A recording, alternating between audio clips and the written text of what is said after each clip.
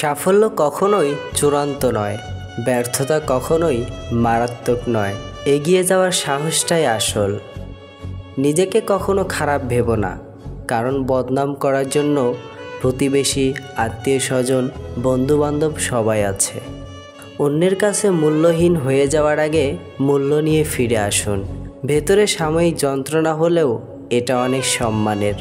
জীবন হলো পেন্সিলে আঁকা ছবির নাম, যার কোনো অংশ বাদ দিয়ে মুছে ফেলা যায় না। শুধু সেই মানুষটিকেই বিশ্বাস করো যে তোমার হাসির পেছনে দুঃখ আর রাগের পেছনে ভালোবাসা এবং তোমার নীরবতার পেছনের কারণ বুঝতে পারে। ঝগড়া নয়, কখনো কখনো চুপ থেকেও নিজের গুরুত্ব বুঝিয়ে দিতে হয়। দোলনা যতটুকু পেছনে যায় ঠিক ততটুকুই আবার সামনে আসে। কাউকে তোমার মূল্য বুঝিয়ে দিতে অনেক সময় কাছে আসার জন্য হলেও কিছুটা দূরে সরে যেতে হয়। যে চলে যেতে চায় তাকে চলে যেতে দাও। ঘুড়ি ছিঁড়ে গেলেও তার শেষ উড়াটা দূর থেকে দেখতে কিন্তু অনেক সুন্দর দেখায়। যে তোমার অনুভূতির মূল্য দেয় না সে তোমাকে ভালোবাসতে পারে না। যে তোমার অল্প কথার মানে বোঝে না তাকে রচনা লিখে দিলেও সে বুঝবে না।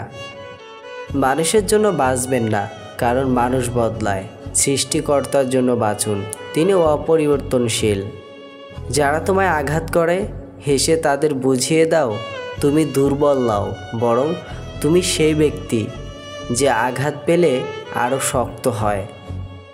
যার পরিবারের সাপোর্ট করার মতো কেউ থাকে না সেই বোঝে পৃথিবীতে মাথা উঁচু করে দাঁড়ানোর সংগ্রামটা কতটা কঠিন।